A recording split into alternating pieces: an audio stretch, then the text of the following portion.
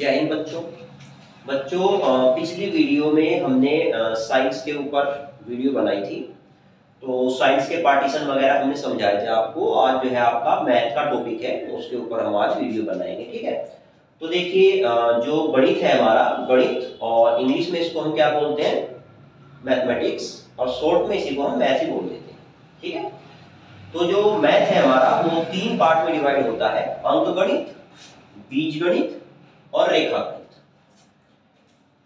तो जैसे विज्ञान था हमारा, विज्ञान भी 3 पार्ट में डिवाइड था हमारा: भौतिक विज्ञान, रसायन विज्ञान और जीव विज्ञान। वैसे तो विज्ञान के और भी पार्ट होते हैं, जैसे सामाजिक विज्ञान वगैरह आता है, लेकिन मेन 3 ही है हमारी साइंस स्ट्रीम में। ऐसे ही मान लिया मैथ है हमारा, तो मेन 3 पार्टीशन ही है, बाकी आगे फिर और डिवाइड होता चला जाता है।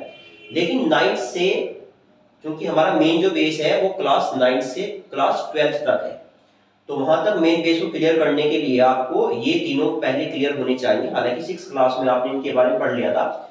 जो ये अंक गणित है, इसको इंग्लिश में हम अर्थमेटिक भी बोलते हैं, अर्थमेटिक।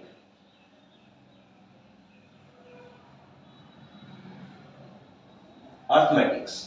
जो बीज गणित है इसको हम बोलते हैं अलजेब्रा, और रेखा गणित को हम बोलते हैं ज्योमेट्री।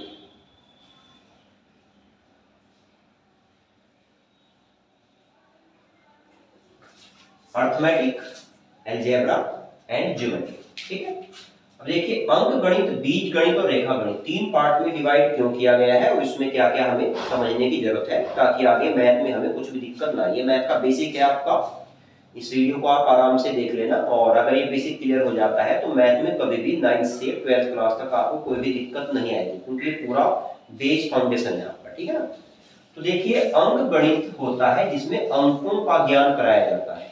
अंक गणित में अंकों का ज्ञान कराया जाता है, और अंक हमारे केवल 10 होते हैं। 0, 1, 2, 3, 4, 5, 6, 7, 8, 9। ये 0 से 9 तक हमारे 10 अंक होते हैं। बाकी इनसे मिलकर जो बनती हैं वो संख्याएं होती हैं। जैसे कि हमने बोला कि 23 है हमारा, तो 23 एक संख्या है, ना कि अंक। तो 23 एक संख्या है जो 2 अंकों से मिलकर बनी हुई है, किससे? 2 से और 3 से, ठीक है। तो अंक गणित होता है जिसमें अंकों का अध्ययन किया जाता है, और देखो अंकों से फिर हमारी संख्याएं बनेंगी, फिर संख्याओं को हम जोड़ेंगे, घटाएंगे, गुणा करेंगे, भाग करेंगे, लेकिन वो बाद की चीज है। लेकिन मेन चीज है कि अंक गणित है, जिस गणित में अंकों का ज्ञान कराया जाता है उसे हम अंक गणित कहते हैं। और अंक हमारे 0 से लेकर 9 तक कुल 10 अंक हुआ करते हैं, बाकी सारी हमारी क्या संख्याएं होती हैं, ठीक। फिर है हमारा बीज गणित। देखिए, इसके नाम से पता चल रहा है बीजों का ज्ञान, जिसमें बीजों का ज्ञान किया जाता है वो हमारा बीज गणित में आता है। अच्छा, अंक में और बीज में देखो क्या डिफरेंस है। बीज जो हमारा होता है, वेरिएबल जो हमारा हुआ करता है, उसका मान निश्चित नहीं होता, जैसे x, y, z। जबकि अंकों का मान निश्चित होता है। जैसे आपने मान लिया 5 लिया, तो आपको पता है 5 कितना होता है, हम उसको काउंटिंग भी कर सकते हैं। दैट मीन्स अंक काउंटेबल होता है, लेकिन जो बीज होता है वो नॉन काउंटेबल होता है। तो जिसे काउंट ना किया जा सके, जिसे गिना ना जा सके, वो है बीज। और जो काउंटेबल हो, जिसे हम काउंट कर सकते हैं, वो होता है हमारा अंक, ठीक। तो बीज में हमारे x, y, z, a, b, c etcetera आप कुछ भी ले सकते हैं, लेकिन बीज का जो मान है वो निश्चित नहीं हुआ करता, फिक्स नहीं होता, उसे हम काउंट नहीं कर सकते हैं, केवल मान निकाल सकते हैं, मानते हैं उसमें कुछ भी। जबकि अंक का जो मान है वो बिल्कुल फिक्स होता है, काउंटेबल होता है, वो बिल्कुल निश्चित होता है, कभी परिवर्तित नहीं होता, ठीक। फिर लास्ट है हमारा इसमें रेखा गणित। रेखा गणित के नाम से पता चल रहा है रेखाओं का ज्ञान, ज्योमेट्री हमारी हुआ करती है। तो देखो, रेखा में भी क्या होती है, एक तो हमारी स्ट्रेट लाइन हो सकती है, हमने स्केल रख के अगर कुछ खींचा तो वो हमारा क्या होती है, वो रेखा होती है। जबकि अगर रेखा जो है उसमें थोड़ा हमारे को घूम जाए, जैसे कि हमारा वृत्त होता है, या घन वृत्त होता है हमारा, या फिर बेलन का नीचे का सिरा जो हमारा हुआ करता है, तो वो हमारा वक्र में आया करता है। तो रेखा जो है हमारी बिल्कुल स्ट्रेट लाइन है, जबकि वक्र जो है उसमें हमारा थोड़ा जो है घूमी हुई रेखा होनी चाहिए। जैसे कि ये मैंने बनाया है, तो ये भी क्या में आएगा, वक्र में आएगा। ऐसे रेखा नहीं बोल सकते, रेखा बिल्कुल सीधी होनी चाहिए, स्ट्रेट, ठीक है। अच्छा, उसके बाद जो है ये तो आपका हो गया अंक गणित, बीज गणित और रेखा गणित, 3 पार्टीशन में डिवाइड है। अब उसमें भी देखिए जो हमारा अंक गणित है, इसके बारे में अंक गणित में हमने आपको बताया ये 0 से लेकर 9 तक 10 अंक होते हैं। बाकी पूरा अंक गणित फिर इनके बेस पे हमारा चलेगा। फिर उसमें भी देखिए 9th से 12th क्लास तक अगर आप मैथ उठा के देखेंगे तो उसमें इनका तीनों का कॉम्बिनेशन मिलेगा आपका, ठीक है। इसके लिए भी आपको कुछ संख्याएं हैं जो सबसे पहले समझनी पड़ती हैं। अगर ये टोटल 15 नंबर्स हैं हमारे, 15 संख्याएं हैं। अगर आप इनको एक बार समझ लेते हो तो 9th से 12th क्लास तक आपको मैथ्स में, चाहे वो अर्थमेटिक हो, चाहे अलजेब्रा हो, चाहे ज्योमेट्री हो, आपको कुछ भी दिक्कत नहीं आएगी। बिल्कुल बड़े आराम से हर टॉपिक आप समझ सकते हैं, ठीक। तो टोटल 15 नंबर्स का पूरा पैकेज मैंने आपको बना दिया है। तो 15 के 15 नंबर्स को एक साथ ही पढ़ें और समझें, तो अंदर आपको पढ़ते टाइम कहीं पे कंफ्यूजन नहीं होगा, ठीक है। तो इसमें देखिए सबसे पहला नंबर है हमारा सम संख्याएं या फिर इवन नंबर। सम संख्याएं होती हैं जो 2 से पूरी डिविजिबल, जो 2 से पूरी कट जाए, वो सम संख्या कहलाती है। जैसे 2, 4, 6, 8, 10 डॉट डॉट डॉट। ये जो 3 डॉट लगाए हुए हैं इसका मीनिंग है कि आगे और भी एग्जांपल हमारे चलते रहेंगे। ये जो डॉट है फिक्स 3 ही लगाते हैं, ये भी ध्यान रखना, 2 मत लगाना या 4 मत लगाना। 3 डॉट की आपको फिक्स लगानी है इनफाइनाइट के लिए, दैट मींस वो कंटीन्यूअसली चलता रहेगा। फिर विषम संख्याएं हैं इंग्लिश में ऑड नंबर्स, जो 2 से डिविजिबल नहीं होती हैं, दैट मीन जो 2 से पूरी नहीं कटती हैं, वो विषम संख्याएं कहलाती हैं हमारी। एग्जांपल है 1, 3, 5, 7, 9, 11 डॉट डॉट डॉट। फिर अभाज्य संख्याएं। अभाज्य संख्याएं होती हैं जो सेल्फ डिविजिबल होती हैं, दैट मीन जो केवल अपने आप से ही कटती हैं, वो अभाज्य संख्याएं कहलाती हैं। और इनकी एक और क्वालिटी है कि अभाज्य संख्या के केवल 2 ही गुणनखंड हुआ करते हैं। जैसे 2 है हमारा, तो इसका एक गुणनखंड 2 होगा और एक 1 होगा। 3 है, इसका एक फैक्टर 3 है और एक 1 है। दैट मींस अभाज्य संख्याएं वही होती हैं जिसका एक फैक्टर तो वो खुद हो अपने आप और एक फैक्टर 1 हो फिक्स, बिल्कुल वही अभाज्य संख्या या फिर प्राइम नंबर में हमारा आएगा। अगर इन 2 फैक्टर के अलावा कोई और फैक्टर आ जाता है तो वो अभाज्य में नहीं, वो भाज्य संख्या में चली जाएगी। ये 7 ही हमारा, तो 7 का एक फैक्टर खुद 7 है और एक 1 है हमारा, ठीक। तो अभाज्य संख्याएं होती हैं जो सेल्फ डिविजिबल होती हैं और जिनके केवल 2 ही गुणनखंड होते हैं, और 2 गुणनखंड भी, एक तो वो संख्या खुद और एक 1 हुआ करता है। अब देखो जैसे कि अभाज्य संख्या में हमने 1 को क्यों नहीं लिया, इसका रीजन देखिए। वो इसलिए लिया, अगर हम 1 को लेते तो इसकी दोनों कंडीशन होल्ड ना होती। 1 अपने आप से डिवाइड हो जाती है और उसका दूसरा जो गुणनखंड है वो भी 1 ही हो जाता है। जबकि अभाज्य के लिए 2 फैक्टर हमारे होने चाहिए, एक वो संख्या खुद और एक 1, तो वो अभाज्य संख्या में आती है हमारी। तो जैसे एग्जांपल में है 2, 3, 5, 7, 11, 13, ये सारे नंबर्स ऐसे हैं हमारे, ये या तो अपने आप से डिवाइड होते हैं या केवल 1 से ही डिवाइड होते हैं, ठीक। फिर अभाज्य संख्याएं नॉन प्राइम नंबर, तो ऐसे नंबर जो जिनके 2 से अधिक गुणनखंड हुआ करते हैं या जो अपने अलावा किसी और नंबर से भी डिवाइड हो जाए, ऐसी संख्याएं भाज्य संख्याएं कहलाती हैं। That means non prime number. Example 4, 10, 15, 50, कुछ भी। मान लिया आप 2 ही लेते हैं तो 2 के फैक्टर एक तो 2 हो जाएगा, 2 into 2 into 1, ये आप इसको ले सकते हैं।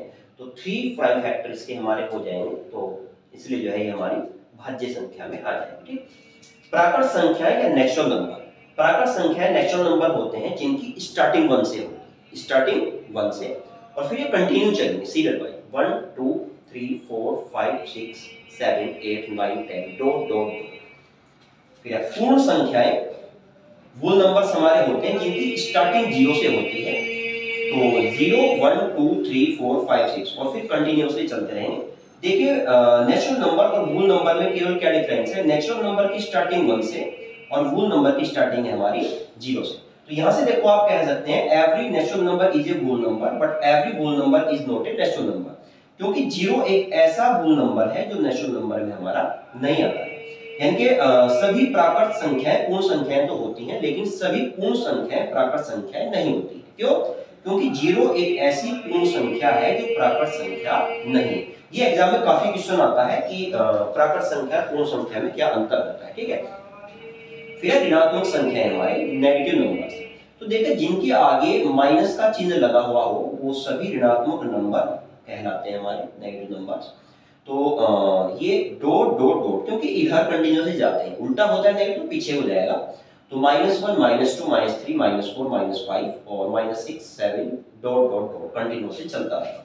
पीछे अगर पूछा जाए कि नेगेटिव नंबर में सबसे लास्ट वाला नंबर क्या होता है, तो -∞। वो होता है माइनस इनफाइनाइट। और अगर हम आगे बढ़ते जा रहे हैं तो लास्ट में सबसे बड़ा नंबर हमारा क्या होता है, वो होता है प्लस इनफाइनाइट।